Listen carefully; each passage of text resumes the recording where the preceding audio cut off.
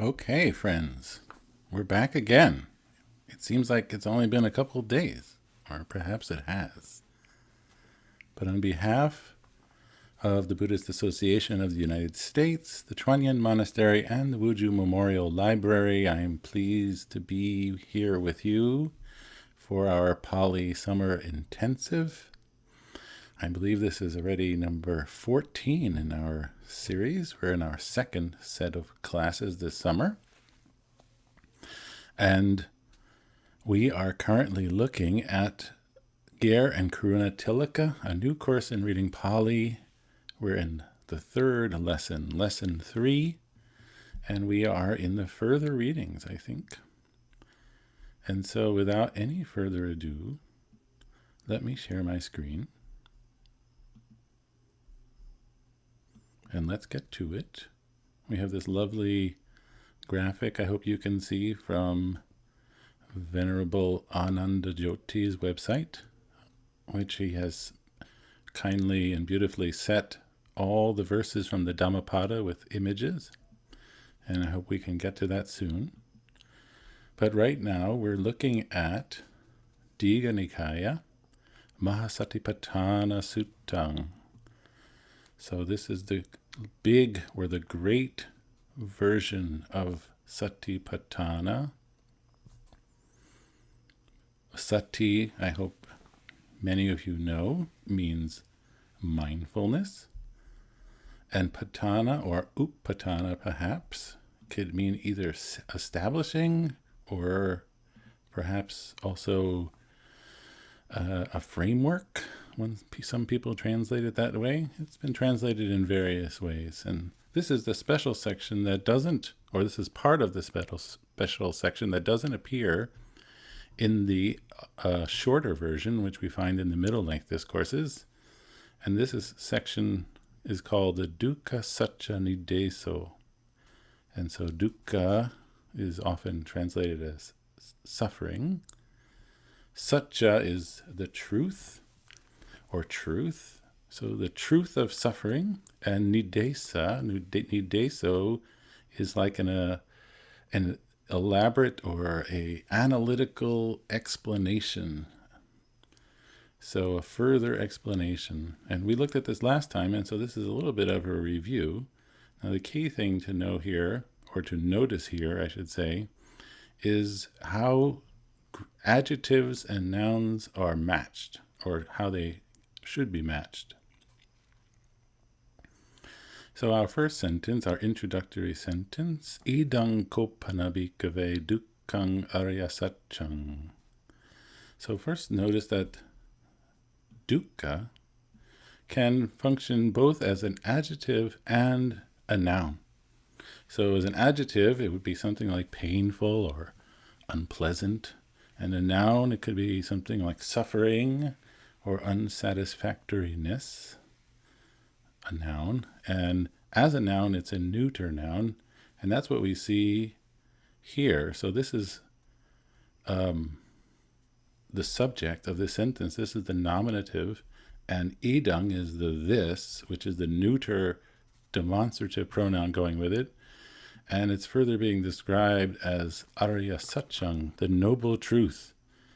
In English, we translate it as the noble truth of suffering. So it has more of a genitive feel, but not in Pali. Dukkhaṃ arya-satchaṃ, the suffering noble truth. And so here we start jati, jara, and vyadi, and maranam are all being described as dukkha. And we notice that dukkha in this sentence is now functioning as an adjective. So jati is birth, it is a feminine noun, and so we notice that it is the adjective is in the feminine nominative as well. Jara, old age, same thing, feminine nominative. Now this one, a little questionable, because it doesn't actually seem to exist in the Mahasatipatthana Sutta, or not in every version. But it's in our textbook, although they have described it as dukkha, but I think vyadi, and it was mentioned in the prior class by somebody, is actually a masculine noun, sickness or illness. And so we've changed that to dukkho. Maranang, death, is neuter, and so we have the neuter version. So we have all three possible genders represented here, matching the nouns. And then we have a little bit of skip. We have appyehi sampayogo piduko. So the word sampayogo, the nominative, means association, and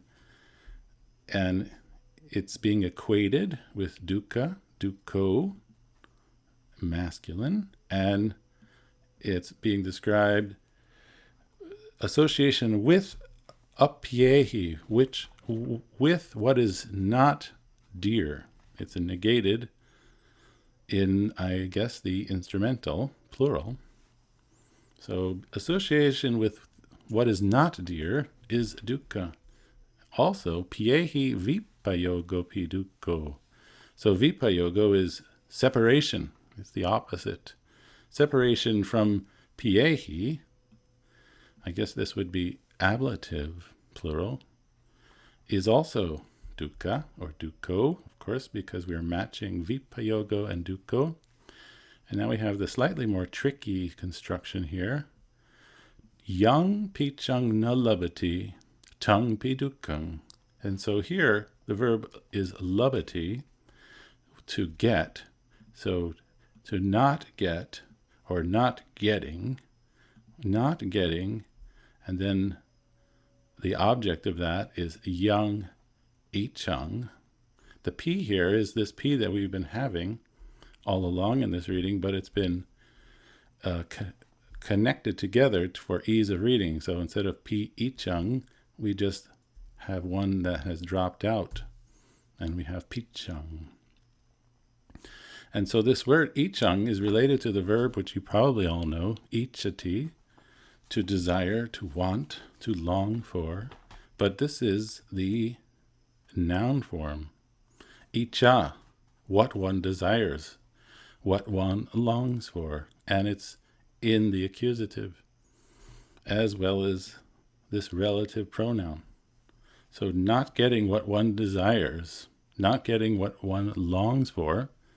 And then we have this relative clause, the yang, and the rest being completed by the demonstrative clause, tongue, that. That too is dukkha. That too is suffering. And then the final sentence, which is a summary. So that makes me wonder why perhaps this P is here, because it's not an also statement. In fact, it's actually much more of an independent summary. But in any case, we do have the P, and we have this special word, sankitena, which looks like it could be a word in the instrumental case, but it really seems to be functioning adverbally, or indeclinably, I should say. It doesn't seem to change, and it means in brief, or in summary, or in short.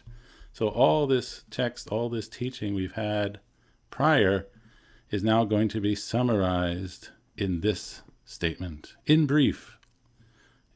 And we have this long word, which can be broken down to pancha, which is the number 5, and the word upadana, and the word khanda. So pancha is 5, upadana means to take up and to grasp. You probably recognize the word dana in there, which is related to the root da, to give, and dana is giving. But then the meaning is reversed by that long a, adana. We've had the verb adadati and adiyati, which are both to take. And then it has the prefix up, which has very much like English, the sense of up. So taking up. And khanda is a sort of special word. This is a plural, khandas, which is generally translated as aggregate, or maybe one of the constituent part of being. And so this somewhat technical word, panch upadana kanda, has the sense of the 5 aggregates subject to clinging. So the 5 parts of what a person is, all of that is suffering. Panch upadana kanda pi dukkha. Okay, and so that's our second reading. Are there any questions about this reading? Anything that didn't seem clear? I can take those questions now. Okay, we have Pat with a question, please. Yeah, I was just wondering about when icham becomes a noun like that, that's a neuter? It's a feminine. Oh, it's a feminine. And I was just asking because is that a pattern that any verb that's turned into a noun in that way, is it something that you have to learn which gender the nominalized form takes, or is it? Yeah, I don't think it's so consistent, but the case is accusative. It's the object of the verb labati. Okay.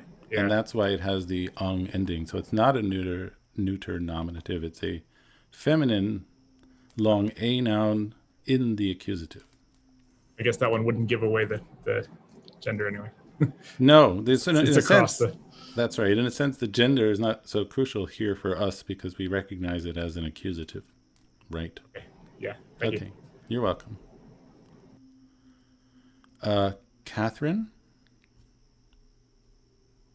Yes, Stephen. Hi. The last sentence has Samgitena Panchu Upadana Kanda Pi Dukkha. This Yes. Dukkha is with the long A.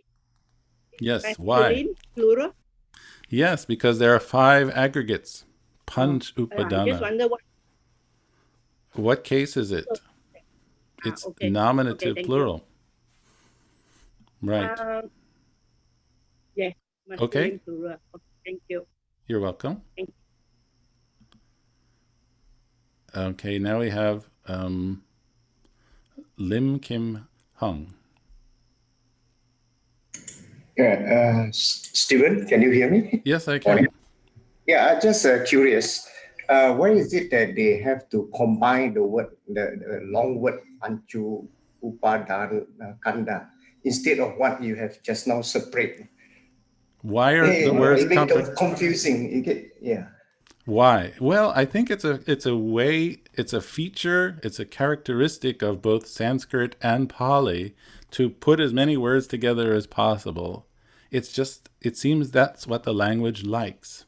And maybe because if you were to recite it, it would kind of flow out of your mouth better if it was all one big, huge word. And so the reason is not to make students of Pali nervous and confused. It's rather, I think, more of a feature of the spoken nature of the language.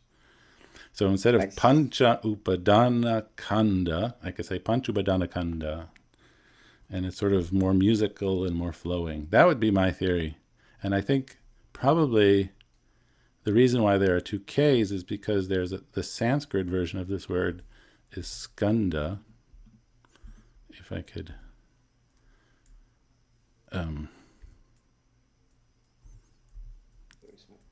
like this. Oh. And then the S would become assimilated, and then it would be kanda. So sometimes we see compounds with these double consonants, and they usually have this kind of hidden Sanskrit in the background. But we'll talk more about that later. Does that answer your question? Yeah, sure. Okay. Thank you. Okay, Thank you. You're welcome. Okay. Oh, okay. Then I think we can go on to our next reading, which is a little bit more of a later style, perhaps. It's from the Milinda Panha. These are the questions to King Milinda. We had some of this earlier. And it's a sort of para-canonical text. Not all traditions include it in their main body of Nikaya. And what it is sort of a teaching dialogue between a king named Melinda and a monk named Bhante Nagasena. And this is a section which is called the Vinyana Lakhana Panho. And so Vinyana, speaking of the five aggregates, is the fifth of the five, traditionally, Vinyana, which is translated in English typically as consciousness. And the special word, lakhana, which we have here, lakhana. So notice here we have, again, three words that have been sort of smushed together to make one big word. It's a characteristic of Pali. Lakhana, it means a distinguishing mark or a characteristic. So the characteristic of consciousness question, or questions about the characteristic marks of consciousness. So Vinyana. And I can maybe say this, it's such an important word, Vinyana, one of the five aggregates, that it's built out of this prefix V plus the root, if I can successfully do it for us, Nya, which is actually from the Sanskrit, Jna, which in Pali, the J doesn't really exist. So this J will drop out, and to represent it, we can put in another palatal N, Vinyana. And so Jna is to know. So knowing and consciousness are of course very closely related. And it's a neuter noun, by the way. And in fact, the root nya, I think I've mentioned this before, is related to the word we use in English sometimes, gnosis or gnosis. So that goes all the way back to Proto-Indo-European. And so we have this question posed by Melinda. Bhante Nagasena, King Lakhanang Vinyanang. So notice here, by the way, first of all, as I said, the word Vinyana is a neuter noun. And so it is this, Vinyanang, but as we've said, at the end of these direct speech sentences, which are followed by the T, it is sort of strengthened. And so we have just this, I think. Bhante Nagasena, what? King is what? What is the characteristic mark of consciousness? And then we have the answer, Vijnana Lakhanang Maharaja Vinyanang.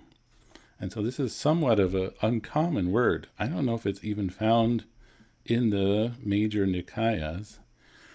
Vijnana, hard for me to say, but it means knowing.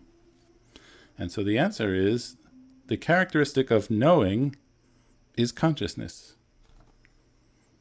And perhaps that answer is not sufficient because the reply is Opamang karohi, which means please make a simile.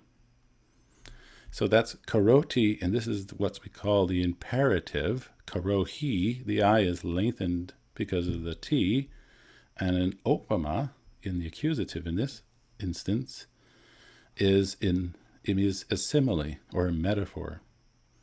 Right? Okay, and so here comes the story, which is a very characteristic way that things are taught in the Pali Canon. First, there's sort of a metaphor or a story about something, and then that story is applied into the actual sort of core teaching. And so here we start.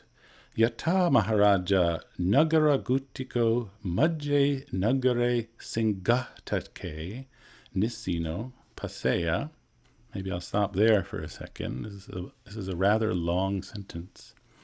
So yata, typical way to introduce perhaps a simile, just as, and here our vocative, O great king, and our subject of the sentence is a Nagara Gutiko. This is another compound of Nagara, which means a city, and a Gutiko is a guardian, I think, sort of like, perhaps like a police officer.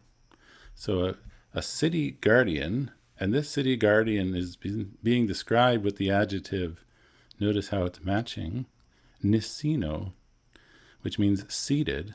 So a seated city guardian, and he's further described with his location, and not surprisingly, his location is given to us in the locative case.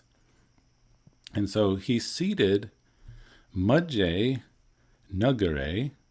So Madje is the middle, and then Nagare, city, of course, the same as Nagara, but now in the locative. And then this special word, Singatike, which means either a crossroads where two roads might meet, where four entrances, 4 points come together. I think it also could mean like a town square, like a plaza or a piazza, where various major roads empty into. And so putting all that together, we have, just as, great king, a city guardian seated in the middle of a city's town square, or in the middle of a square in a city. And then we have our optative verb. Pasati is the verb, expressed here in the third person singular optative. Notice that this double Y is our tip-off that we're seeing an optative. Pasea, might see, or would see, because this is a simile. This is like a hypothetical idea. It's not really a description of a fact. So we're using the optative here to express that conceptual, hypothetical idea. And then we have puratima disato purisang agachantang. And so what does he see? Well, it's expressed here in the accusative. It's the object of the verb, a puriso, a purisang, accusative, a person, agachantang. So this is what? This is the verb agachati, which is the opposite of gachati. So gachati is to go, agachati is to come, but this is not a verb anymore. This is a present participle. So notice the unt at the end here. This is turning this verb into a present participle, and notice that this participle is being declined to modify purisang. So coming, a person coming, puratima, from the eastern disa direction, to. So to is one of those ablative suffixes. So coming from the eastern direction. And then we have another one. Notice it's interesting that the verb seems to be coming at the beginning of the line of text. Pasea dakina disato purisang aganchantang. So here we have from the southern direction. And then we have pasea pachima disato purisang aganchantang. Right? So that would be the western direction. And finally, pasea uttara disito purisang agachantang, from the north direction. And one thing I want to point out, which I sort of dawned on me after looking at Pali texts for a while, is that it seems to me that the ancient Indian way of thinking about directions is a little bit different than how I might naturally think about directions. Because for me, when I think about my front direction, I always think about that being north, even if it's not really north. But I always think about my front direction being north, and then to my right, that would be east, and behind me, south. But it seems to me that, and I've kind of made this simple compass thing, that it seems like the first direction in those times was east, which is maybe not surprising considering that's where the sun would come.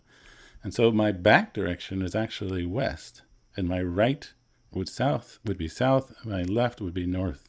And that's exactly how this is presented in our sutta. So that seems an interesting thing. Okay, now moving on. Okay, so that was our simile. Now we have the application of the simile. Evam eva ko. In the same way. This is telling us now we're getting the application of the simile. Yancha puriso chakuna rupang pasati, tang vinyanena vijanati. So,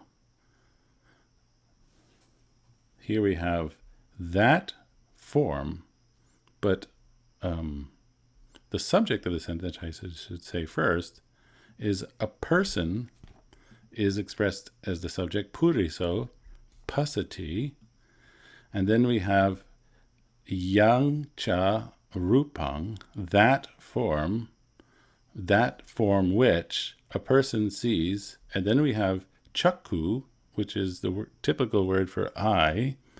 This is the a you noun word, and so it is being declined in the instrumental, chakuna. So a person so I would translate this as that form which a person sees with the eye. So the young here, which is young with cha together. So originally this, you should keep in mind that this is originally young cha. And that young is being completed here with this tongue. But young and cha put together, the nasal moves to this palatal nasal, yang cha, because it's easier to say. So yang cha rupang, that form which, because this is relative, a person sees, chakuna, by eye or with an eye, tongue, that. Of course, this is still as a pronoun referring to the form, rupang, vijanati, that person knows it, vinyanena, with consciousness, instrumental. So here, again, my translation would be that form, yang cha rupang, which a person, puriso, sees, pasati, with the eye, instrumental, chakuna, tongue, that, again, that's referring again to the form. This is the demonstrative pronoun. He knows, vijanati, and then vinyanena, with consciousness or by consciousness, instrumental. Okay? And maybe we can have a volunteer to do the next sentence or two, because it's very similar. Anyone would like to give that a try?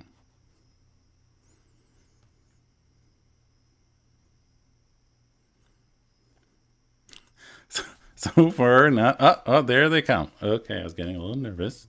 I thought maybe I was disconnected. Okay, let's try Pat. Pat, are you there?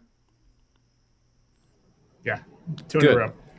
Okay, so we are, let's see, we're up to Yancha Sotena, right? Okay, so first, just read it for us. Yes, please. Yancha Sotena Saddang Sunati Tang Vinyanena Vijanati. Good. Okay. So let's hear your analysis. So this one is all about hearing. So Sotena by the ear, Sadang is sound. Yes. And then Sunati would be the person hears. Or, yes. He hears. So as sound, as he hears sound with the ear. It's young cha, because the cha now is the and, because this is a series of 5. So this cha we could maybe translate. So, and this sound which, right? That's the young cha sadang. Okay. And then the verb, sunati, he hears. And then what is sotena? It's the instrumental singular of ear. So Yes. by the ear. Right, or with his ear, either one. And then tell me about tongue, the next. So tongue then is the demonstrative to go what with yang. Yes. And what is it standing for? Um, What is it referring to? Is it the sound? Yes, I think so. Or it's Yeah. that's the point of comparison, I guess, that is they're saying then that by consciousness he knows, or it He knows it by consciousness. So the sound that he hears with his ear, he knows that sound with his consciousness. Because remember, at least in Buddhism, one cannot be conscious of nothing. In other words, one has to be, consciousness only exists when it is conscious of an object. Consciousness arises when a sensory object impinges on the sense base.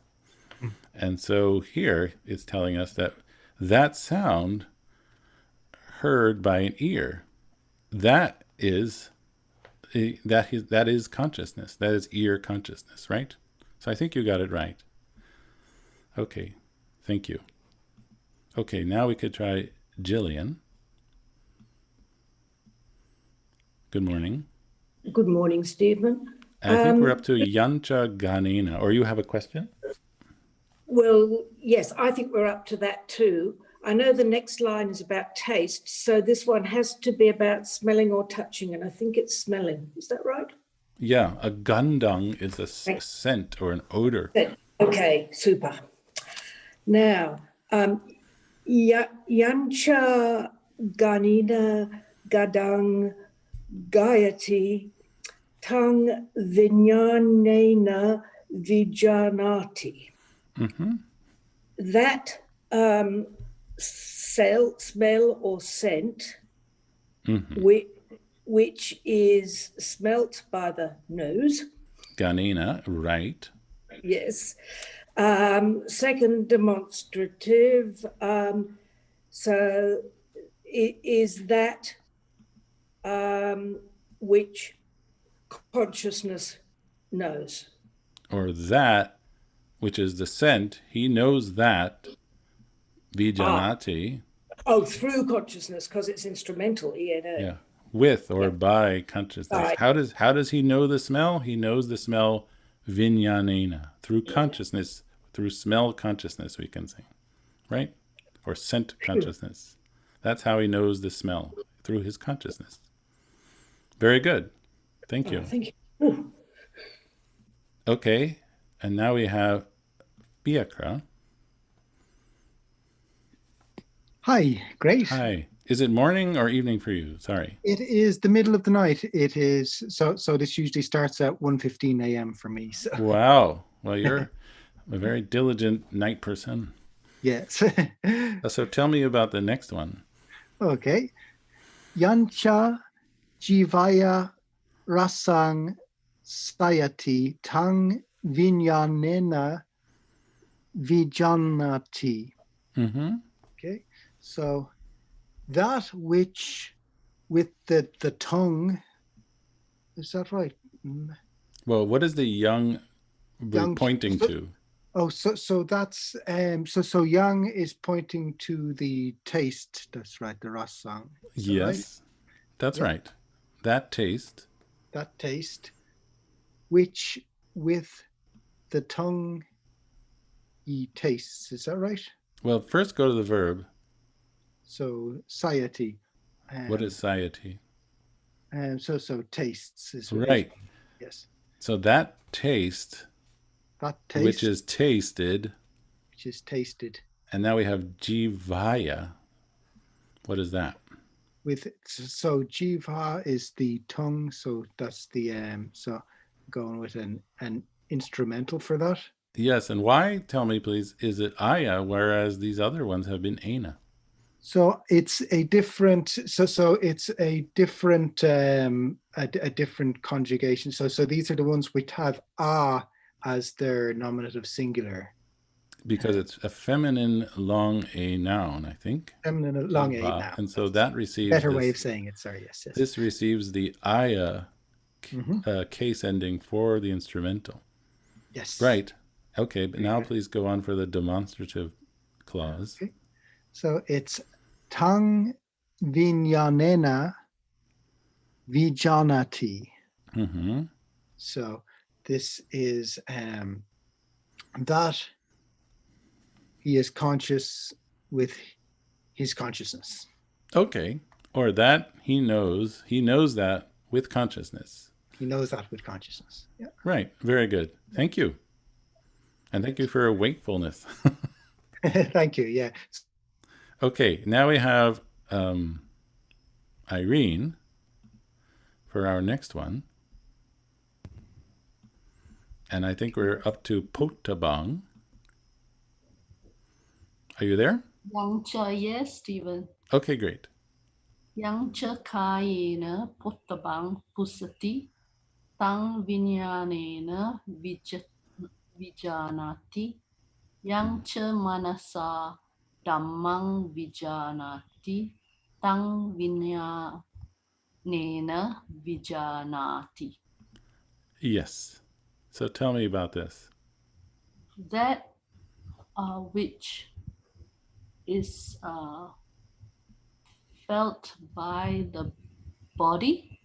Yes, or Body. that touch, which is... That touch which is felt by the body. Yeah, so touch, felt would be pusati, felt kayena, as you've said, by the body. Very good. Go on.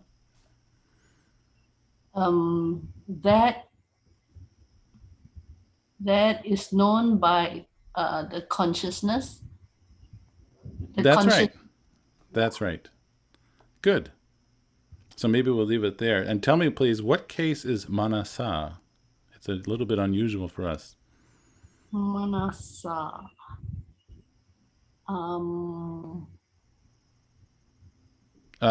Ablative?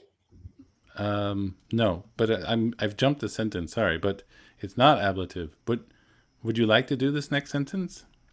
Yancha manasa dhammang vijanati. Yeah. So tell me, have you done this one? Did you look at it? Yes, I looked at it, but I've forgotten. Okay, I'll tell you. So that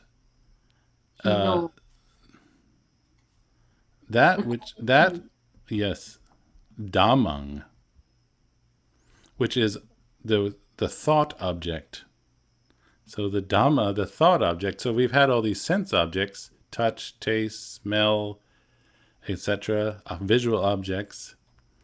But now we have mind objects. So it is a Dhamma, means a mental object. And the word is manas, and the declension for that for instrumental is manasa. And I think that's on our, I put this note in, that would be found sort of outside of our chapter on page 85. So that is known by consciousness. So is that now clear to you? Okay. Mind object, is it? Yeah, Dhamma. Yes, thank you. Okay, good. Thank you. And maybe we can have the last two sentences translated by Christopher. Okay. Evam ko Maharaja Vijanana Lakanam Vinyananti Kosi Bante Nagasenati. Kalosi Bante, yeah. Kalosi Bante Nagasenati. And so thus, great king, the characteristic of knowing is consciousness. That's right. So what case is Vijana Lakanang and Vinyanang? What case are those two words in?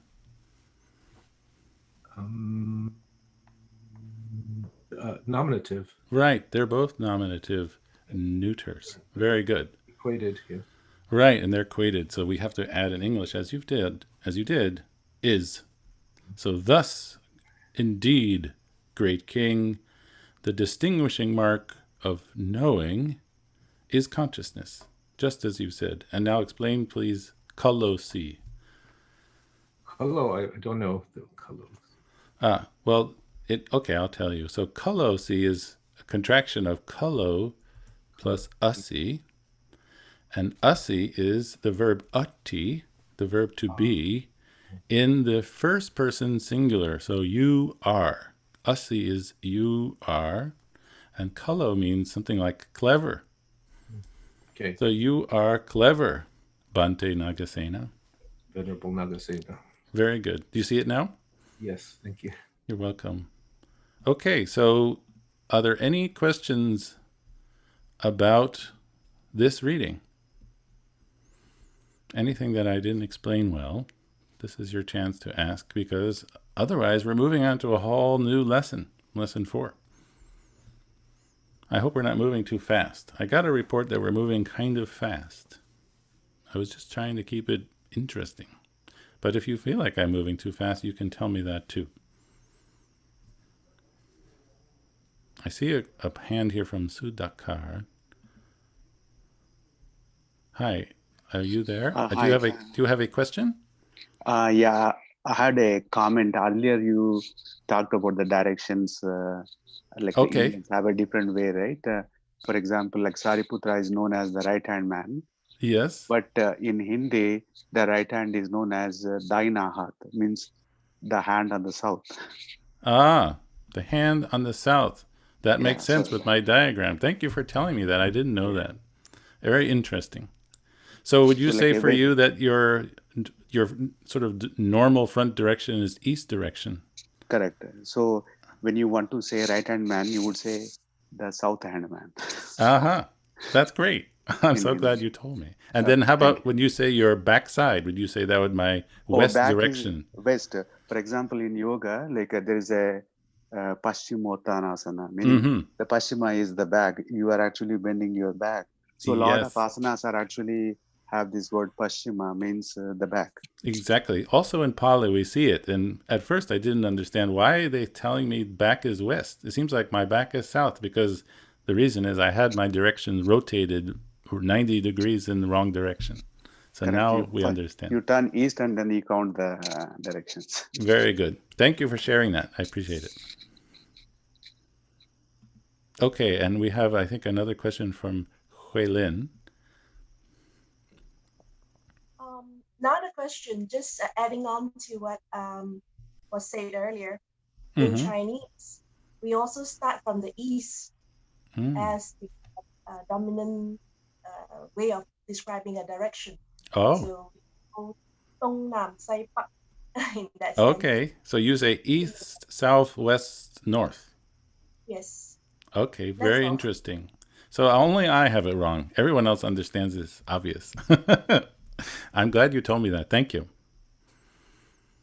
Okay, so now we know all about consciousness and our 4 directions, and we can go to lesson 4. Okay, let me see if I pull that up. Okay. Now, let's see. So, this is a reading from Anguttara Nikaya, Chattuka Nipata, so the Book of Fours.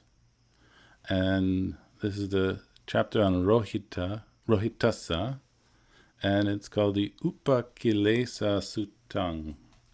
So Upakilesa is actually similar to Kilesa, which in Sanskrit is klesha, which means a defilement in English. It means sort of like a tangle in the mind, which causes us to do something bad.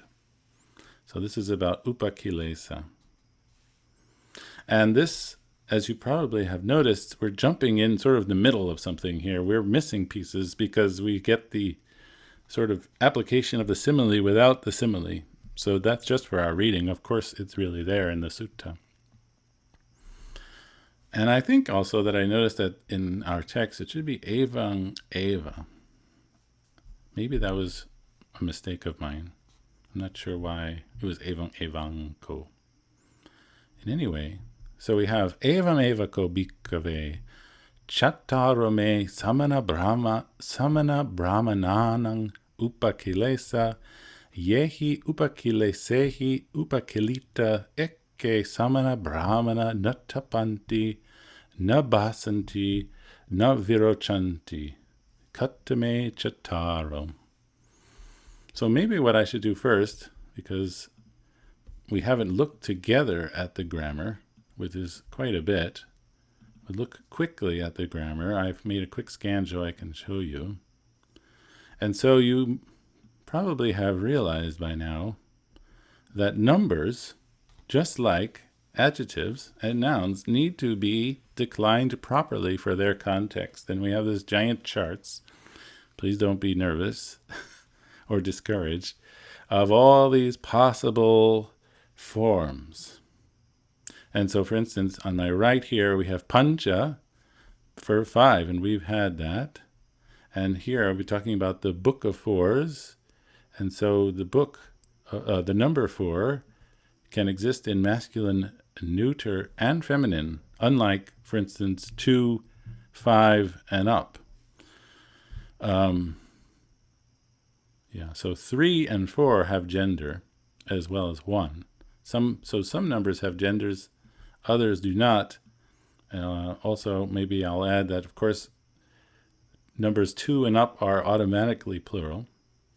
So we have chattaro, 4, in the masculine, chattari in the neuter, and chattaso in the feminine. And then we have other cases. There is no vocative form of numbers. We don't say, oh, number 4. We wouldn't say that.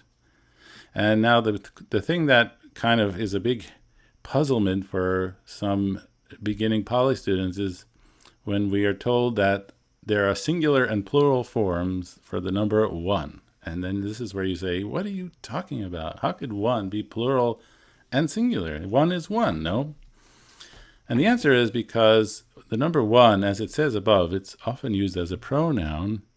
And when it's plural, it has the sense of some, not just 1. So plural, the number 1, plural, has that pronominal sense of some. And 1, sort of like the number 1, could be a, like the letter A in English, a person, one person. And it has all these cases and genders. And don't worry about wrapping your mind around all this stuff for now. Just know that the concept is that these things have to be precisely matched up, because Pali is a very precise language. And so we have all these options. And you probably will notice that the case endings are familiar to you. So, ang, asa, ena, mha, mhi. They're very similar to, say, masculine short a. And here we have aya and the long a. And so they're not so kind of novel or unexpected. So we'll say that first. So going back to our reading, in the same way, O monks, our vocative. So here we have upakilesa, and then it's being described as chattarome. So chattara, let's look here for a second one more time.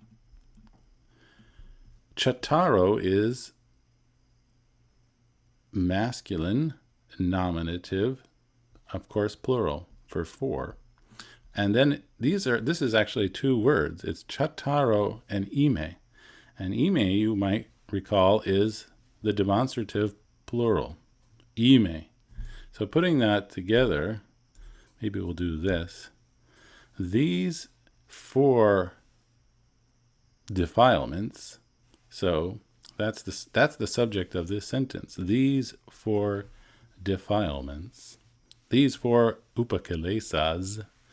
And then we have a compound in the genitive plural. So that's our anang suffix. And we have samana and brahmana, and it's plural. So ascetics and Brahmins. And this is a very common compound. For some reason, they're put together as one word. So these four defilements of ascetics and Brahmins, and then we have yehi. This is our relative pronoun in the instrumental, by which, then we have a sort of parenthetical piece. Then we have defiled. So this is an adjective. Upakilita. This is an adjective. It's actually modifying samana brahmana. So it's an adjective in the plural. And how are they being, it's being defiled by defilement. So it seems, I think for English speakers, this will sound weird at first. And in fact, in some translations, or maybe in most, this clause is actually omitted because it just doesn't seem idiomatic. So defiled by defilements, that's upakilesehi upakilita. Some, so this is our number one plural, meaning some, samana brahmana, some ascetics and Brahmins, na tapanti, do not shine, na basanti, do not blaze up, and na virochanti, they do not radiate. And so the idea is that when they have these defects, these defilements, they're dull. They're not shining out. Katame chataro. What for? So which four defilements? And so I hope that's all clear for now. You might wonder, when you see this word basati, you might say, wait a second, just a few classes ago, you were telling me that basati meant to speak, to say, and now you're telling me that it means to shine or blaze up. How can that be? And the answer is that because, as I've said for other words, I think we had deepa in this case, where two different Sanskrit words get sort of boiled down or resolved to one Pali word. And so they're homonyms, but they have totally different meanings because they're actually totally different words.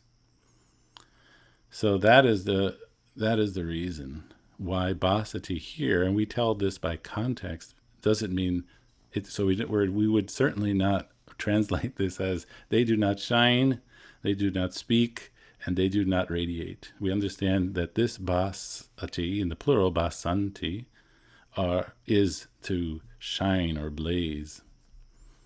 Okay. Now moving on. Santi bhikkhave eke samana brahmana surang pivanti meryang sura merya pana appati virata. So santi, I hope you recognize, is our verb ati. That's our verb to be, our newish verb to be, ati, in the third person plural, santi. There are, O monks, eke samana brahmana, some ascetics and Brahmins, pivanti, they drink, surang, and merayang. So notice how the verb is sort of surrounded by its two objects. It's interesting. So there are some samanas and there are some recluses and Brahmins that drink surang and merayang. And so sura is a liquor, and meraya is another kind of liquor. And you probably recognize this because there's a Buddhist precept, sura meraya majja pamadatana, which means these three types of liquors, literally that lead to the state of heedlessness. Remember pamada, we had pamada and appamada. So this is pamadatana, the state of heedlessness. I will abstain from doing that. I have to say it's not entirely clear to me the differences between these two here, or even three in the precept what they might exactly refer to. Different people seem to have translated them differently. I think the point is to make sure we've covered all our bases of intoxicants and can't have somebody say, but you didn't say martini, or you never said anything about beer. And the idea is that all these intoxicants are covered. So sura is liquor. Meriang is sometimes translated as wine. I'm not entirely sure. The point of it is that it's an alcoholic beverage, right? And so Sura Merya Panha is going with apati virata. So here, a plus pati virata, they do not refrain or restrain. And then here, this is our ablative, from these two drinks. So pana here is a drink. So wine and liquor. So putting this whole sentence again together one more time in English. There are, O monks, some ascetics and Brahmins who drink liquor and wine, we might say. They are not restraining or refraining from wine and liquor drinks, or liquor and wine drinks, right? Okay, and now going on, ayang, this, O monks. And now we have pattamo, so this is that other kind of number. So you might remember early on into this class, I talked about, just as there are in English, cardinal and ordinal numbers. I think the cardinal numbers are the numbers like 1, 2, 3, 4, 5. And the ordinal numbers, I hope I have this right, it would be first, second, third, fourth, fifth. So this is the ordinal for 1, first. So this is the first upakeleso. So notice that patamo and upakeleso are going together. This is the first defilement, and how we have our genitive plural of ascetics and Brahmins, yena, by which, and then we have again this sort of parenthetical piece, defiled by defilements, some ascetics and Brahmins do not shine, do not blaze, and do not radiate. I hope that's clear.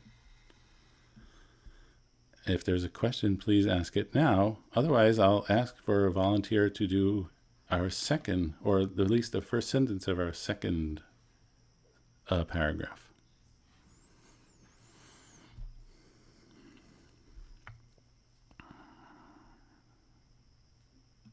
Christopher, do you have a question?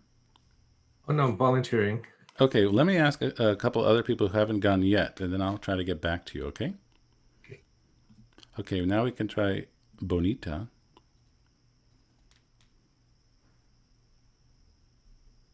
Are you there? I think you're somehow still muted, afraid. Bonita, are you there?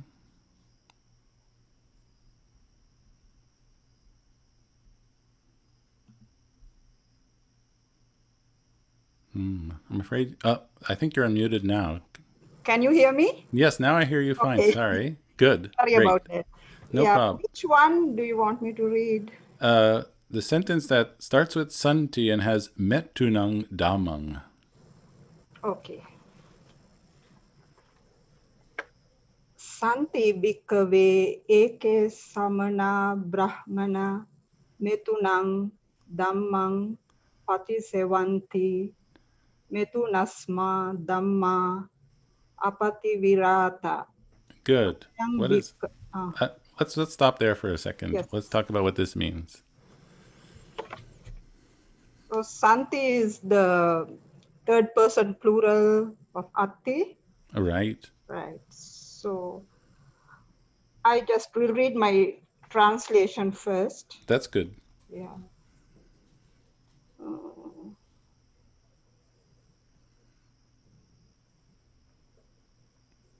monks, there are few Brahmins and recluses Yes. who engage in sexual misconduct Yes. and do not refrain from engaging in sexual misconduct. Exactly. That's how I kind of understood. No, that's exactly right. Yeah. So, Ekke Samana Brahmana, some ascetics and Brahmins, I'm just repeating what you said, it was all correct. Patti sevanti, so that's the plural. They indulge in metunang, that's sexual, and dhamma is like an action, of course, but it means here like sexual acts. Yeah. And they do not appati virata, so that is would be an adjective, I think, going with samana brahmana, and then again we have the same words. So could you read then now the second sentence? Yeah. Ayam bhikkhave dutiyo samana brahmana nam upakilliso yena upakillisena upakilita eka samana brahmana na tapanti na basanti na virochanti.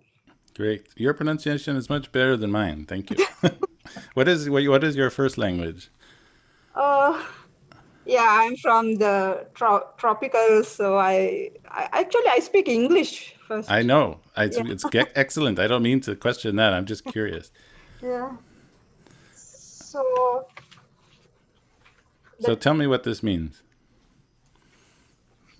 So this Dutiyo is the third. No, not the third. Oh, second. Second. Sorry, second. Yeah. I translated it as monks.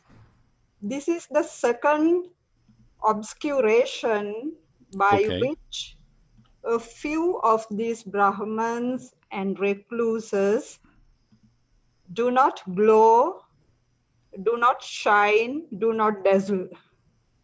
I just kind of... Yeah, it's hard to come up in English with three good choices. I agree, because I think the Pali has better choices than English. But yes, do not shine, do not, I used blaze up, and do not radiate. Very good. Okay. Thank you. Thank you. Okay. And now I think we are up to Tet. Hello. Hello. Is it good morning? Yes, good morning. Good morning. So tell me about Jata Rupa Jatang. Rupara Jatang, sorry. Tell me, first read the sentence. We have this by the way, speaking of long Pali words that strike terror in the hearts of Pali students, we have this one, which you have the pleasure of reading for us. Thank you. Thank you. Santi Bhikkhave Eke Samana Brahmana Jata Rupa Rajatang Sadiyanti Jata Rupa Rajata Patikahana Apati Virata. Good. So what does that mean? Let's take it slowly. Shall I start from the beginning? Yes, but you could just tell me, if you just tell me your sort of English translation, I'll try to point it out on the text. Okay. Santi is like exist, the third person plural verb. There are. All right. Eke Samana Brahmana, some recluses and Brahmins. Right, now let's go to the verb. The verb is sadhyanti, receive. Yes. This is also the plural verb. Yes. And then the object of the verb is jata rupa and rajatang. Yes. I checked the book, and jata rupa, it says the gold. Yes, it's one of the words for gold. And rajatang is like non-gold silver coins. Yes, I think it's silver. So jata rupa is one of the words for gold, It's not, I think the more common word is suvanna, but also jata rupa, and it's sort of joined together, and it has the sense of money, of course. And now explain to us this next word, this big compound. Jata rupa tako rajata, the silver coin, so money. Patigahana, it's like the state of receiving. Yes, and what case is this? I think this is ablative. Yes, I agree. And explain then appati virata. What does that mean? Appati virata, pati virata is restrained from. Yeah, so it's negated. So negated without restraining from. That's right. So they do not restrain from accepting or receiving gold and silver. And tell me, please, what case is appati virata in? Appati virata. Why does it have that long A? Yeah, I was curious if it were present participle. No, I don't think so. I think it's an adjective going with samana brahmana. It's describing them.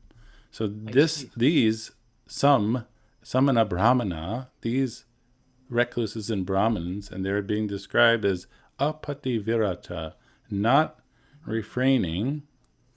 And then from, as you've said, the ablative, from acceptance or accepting gold and silver. Very good. Okay, maybe we'll try another person because we have a few more hands for the next sentence, if that's okay. Okay, I think we have Ken. Okay. Ayang bhikkhave tatiyos samana brahmanam upakaliso yena upakilisena upakalitha eke samana brahmana na tapanti na basanti na virochanti. Yeah, you missed one syllable in this super long word, samana brahmanana. No. Okay. What case is that again?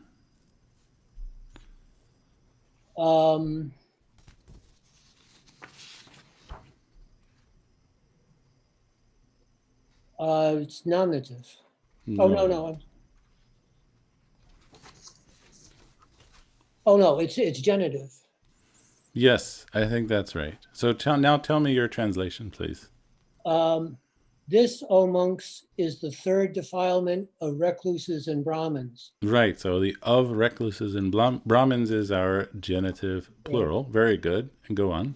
Corrupted with which defilements some recluses and Brahmins do not shine, are not bright, and are not brilliant.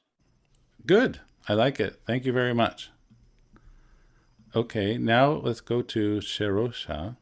By the way, I hope I'm pronouncing your name kind of correctly. It's exactly right. Thank you. I was thinking about it. Maybe I completely wrong. I don't know. So thank you for resting my mind at ease. No so problem. Now we're up to Micha Jivena, Jivanti. So please read this sentence. Santi bhikkhave eka samana brahmana micha jivena jivanti micha jiva apati virata. So this is how I just wrote it. There are some ascetics and Brahmins who live by wrong livelihoods. They do not refrain from wrong livelihoods. Very good.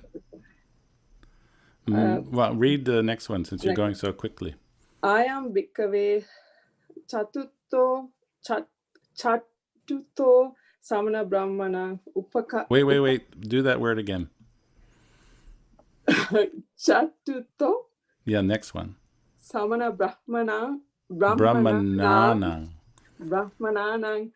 upakileso yena upakilesena upakilita eka samana brahmana na tapanti na basanti na biro chanti.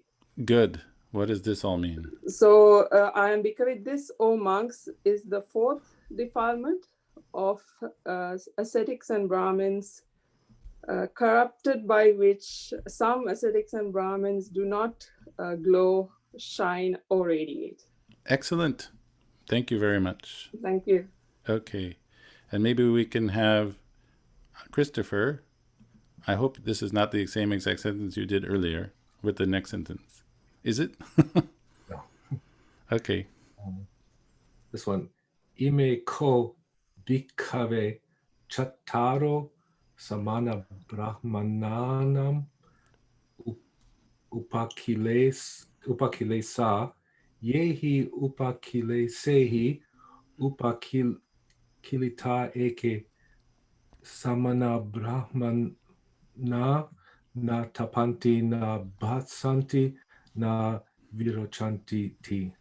Okay. So indeed, these four, O monks, are the defilements of recluses and Brahmins. Very good. By which, or by these that's good, defilements,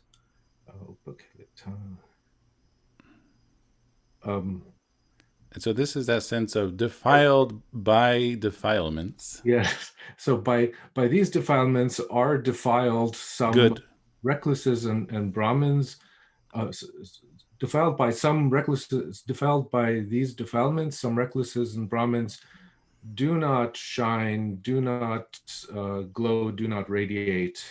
Good. So yes, very good. As I've said, this piece, which sounds strange in English, is sometimes omitted in the translation, but it's interesting to look at, I think, in the Pali, because it's sort of a different way of expressing oneself than we're used to. But good, thank you. Like by these downfalls, they are defiled. Yeah, or defilements. They're defiled by these defilements. I don't know. Okay, now let's look quickly at the verse, which finishes this sutta. Surang pivanti meryang pati sevanti mettunang rajatang jata rupangcha sadhyanti avidasu. So that's the first set, and then we have the first half of a next one. So here, the they is built into the verb. They drink, and then again, the two things they drink surround the verb. So liquor and wine, and then pati sevanti, they indulge in mettunang, sexual activity or sexual acts, and then we have here the verb is sadhyanti, they accept silver and gold.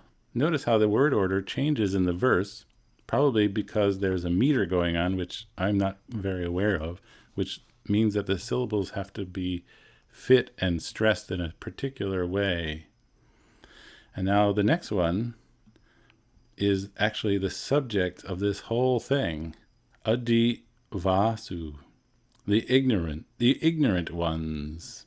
So that's who is doing everything described above. The ignorants, they drink liquor and wine, they indulge in sexual acts, and they accept gold and silver, or silver actually and gold in this case. And then simply here, mita jivena jivanti ekke samana brahmana. So again, we have our poetic reversed word order. Some ascetics and Brahmins live by wrong livelihood. So that is just a sort of a verse recap of what we've been studying. Okay, I think we are out of time once again, so we will have to continue next week with Supavasa Sutang. So Supavasa is a young woman. She's referred to as the Kolian daughter in the text, and we'll look at that next time. So any final questions about what we've covered? that was left unclear. Otherwise, we can call it a day here. I don't see any questions. Okay, so I thank you all very much. And just quickly, I will announce that as going on for this extended period, Bhikkhu Bodhi continues giving his, in the East Coast of America, Saturday morning sutta study of the Anguttara Nikaya. And in fact, he is up to the Book of Fours right now, and I highly recommend that. I also highly recommend looking into his upcoming, what we call here Labor Day weekend. It's the September 4th, 5th, 6th, and 7th Abhidhamma Retreat, which will be conducted entirely online.